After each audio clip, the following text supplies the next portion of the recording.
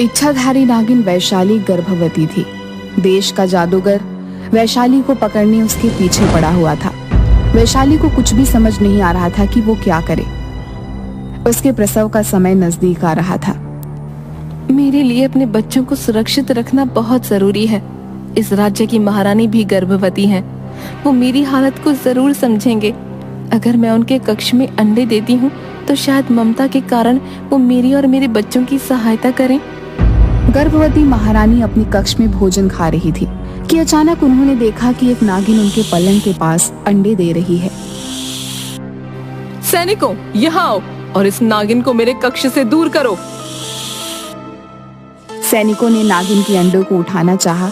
नागिन जोर जोर से सर पटकने लगी और मनुष्य की आवाज में नागिन महारानी से बोलने लगी, महारानी, मैं घायल हूँ, कुछ पलों की मेहमान हूँ, मेरे अंडों की सुरक्षा कीजिए, आप भी तो गर्भवती हैं।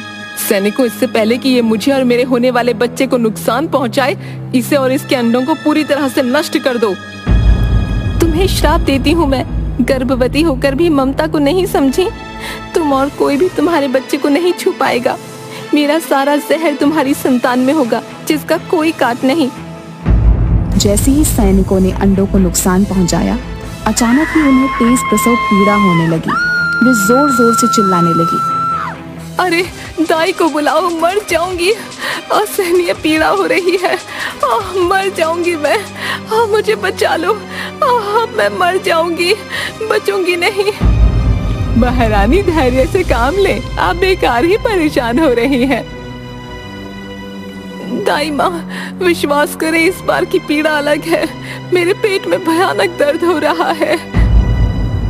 अभी महारानी चिल्ला ही रही थी कि पूरे देश में तेज हवाएं चलने लगी, बिजली कड़कने लगी और अचानक एक बड़ा सा अंडा महारानी के शरीर से बाहर निकल आया और महारानी बेहोश हो गई। अंडों को देखते ही बूढ़ी दाई चिल्लाई, हाय मेरे देवा, ये नागिन को मारने और उसके अंडे को नुकसान पहुंचाने का ही फल है। महारानी ने अंडा दिया। राम राम राम, घोर कलयुग, महारानी ने अंडे को जन्म दिया। हाय अम्मा, दाई माँ ये क्या कह रही हो? महारानी कोई मुर्गी है? ऐसा प्रसव मैंने कभी नहीं देखा। महाराज को सूचना दो। हमारा भाग्य, हम सब महाराज के बच्चे के बदले अब इस अंडे की देखभाल करेंगे। भला महाराज को कैसे बताएं कि महारानी ने अंडा जन्मा है? अरे दाई माँ, मेरा बच्चा नजर नहीं आ रहा है। दासियों ने एक सोने के पालने में रखा हुआ बड़ा सा अंडा महारानी को दिखाया। अरे ये क्या अंडा? तुम सब पागल तो नहीं हो गई? मैं कोई चिड़िया हूँ जो अंडा दूंगी? दासियां अंडा ले रानी के पास आने लगी। तभी अचानक भूकंप आया और अंडा दासियों के हाथ से नीचे गिर गया। आसमान में तेज बिजलियां कड़कने लगी। अंडे में एक बहुत प्यारी सी बच्ची थी। दासियों ने बच्ची को उठाकर महारानी को दे दिया। बच्ची को छूते ही दासियों के हाथों में तेज जलन होने लगी। दैया रे दैया, मेरे हाथ बुरी तरह जल रहे हैं। राजकुमारी के शरीर में विष है, भगवान बचाए। देवा देवा, जाने क्या होने वाला है। मुझे मेरी बच्ची दे दो, मैं अपनी बेटी को गले लगाना चाहती हूँ। 14 वर्ष बाद भी अपनी औलाद को क्या मैं छू नहीं सकती? लेकिन जो भी बच्ची को उठाने जाता, जहर के कारण उसके हाथ जलन से भर जाते। महारानी जलन की परवाह न करते अपनी बेटी को अपनी गोद में ले लेती हैं। दासियों, तुम्हें समझ में नहीं आ रहा?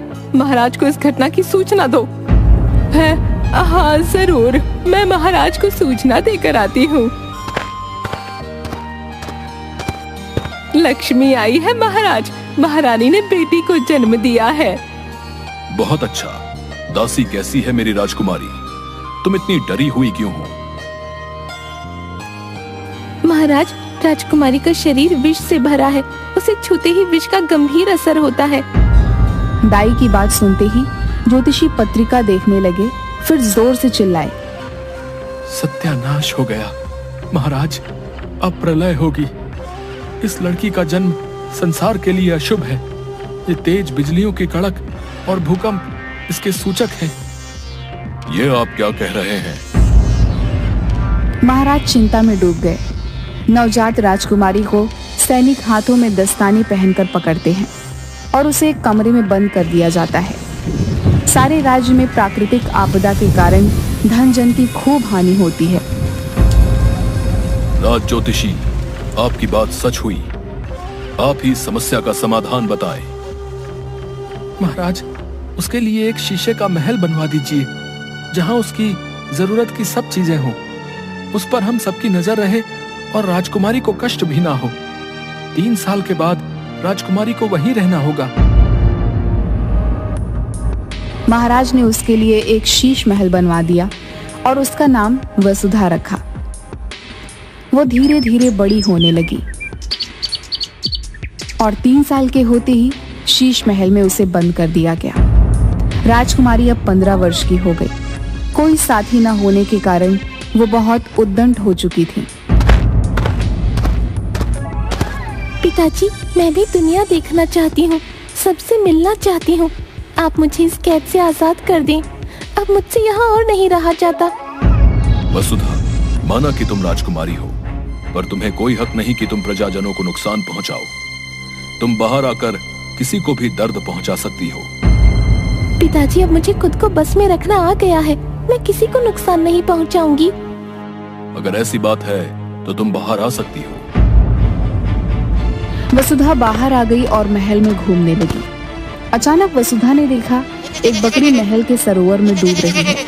वसुधा उसे बचाने के लिए सरोवर में कूद पड़ी, किंतु उसके स्पर्श से ही सरोवर का पानी नीला हो गया और विष के प्रकोप से बकरी मर गई। तुम्हें शीश महल में ही रहना होगा जब तक तुम्हारी बीमारी का तोड़ नहीं मिलता। हम तुम्हारे लिए किसी को खतरे में नहीं डाल सकते। अगर तुम बिना आज्ञा बाहर निकली तो तुम्हें इसकी सजा भुगतनी पड़ेगी। राजकुमारी को पिता की बात बहुत बुरी लगी।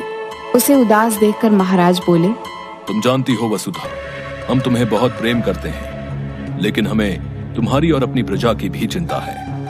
अगर कुछ भी हुआ तो बेटा, ये सब किसी के लिए भी अच्छा नहीं होगा। लेकिन पिताजी, इन सब में मेरा क्या कसूर? मुझे ही ये सब क्यों सहना पड़ रहा है? मैं जानती हूँ आप मुझे कोई प्रेम नहीं करते, क्योंकि आपको अभी मेरी कोई जरूरत नहीं है। लेकिन जिस दिन आपको मेरी जरूरत पड़ेगी, उस दिन तो आपको मुझे यहाँ से निकालना ही पड़ेगा। महाराज के दोनों बड़े भाई राजकुमारी को देखने महल आए।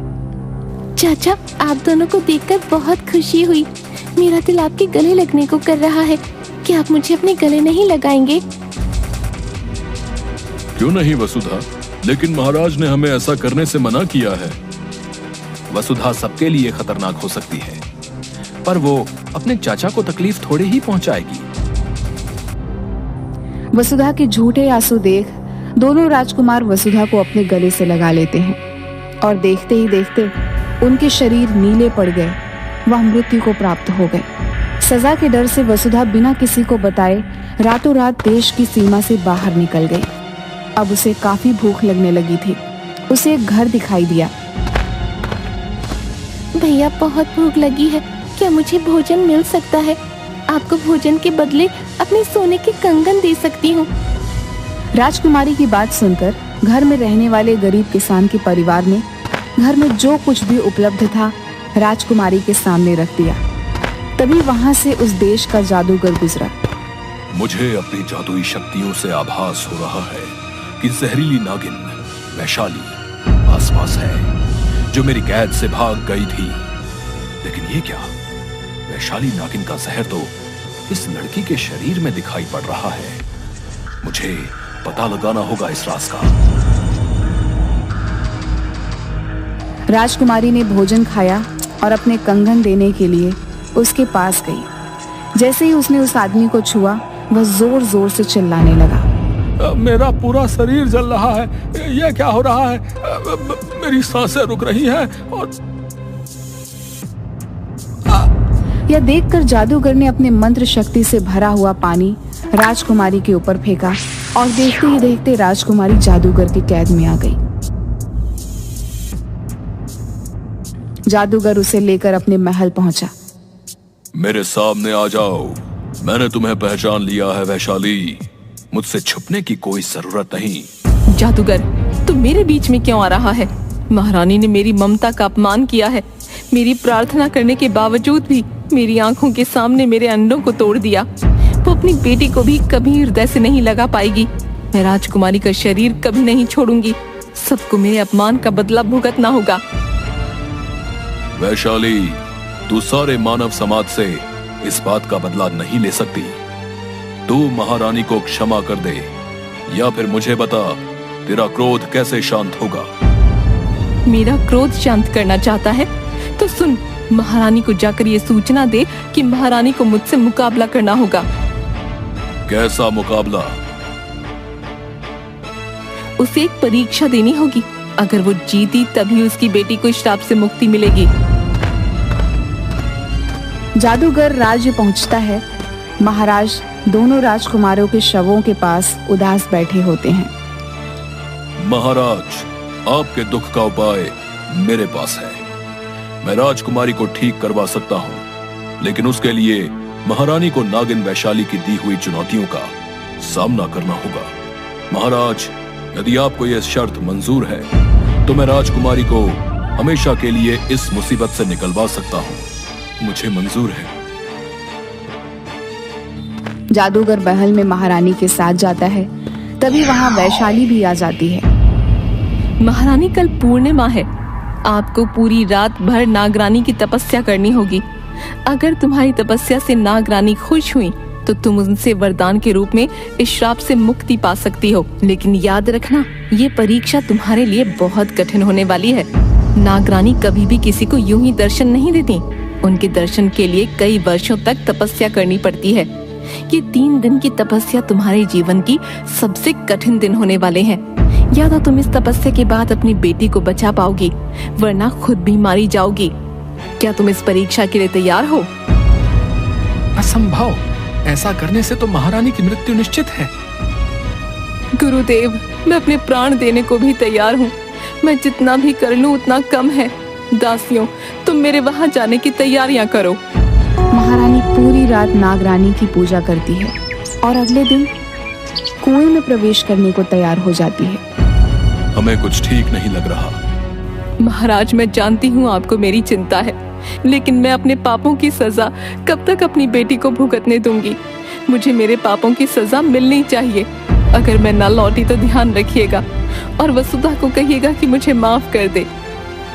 इसके बाद अगले दिन महारानी सुबह सुबह कुएं के पास पहुंच जाती है। हम आपका इंतजार करेंगे। अपना ध्यान रखिएगा महारानी। आप भी अपना ध्यान रखिएगा। इसके बाद महारानी कुएं के अंदर जाने लगती है। वैशाली ने बताया था कि यहीं से नागलोक का रास्ता जाता है। थोड़ा और नीचे जाके देखती हूँ। लगता है पानी के अंदर वहां पहुंचने का जरूर कोई रास्ता है।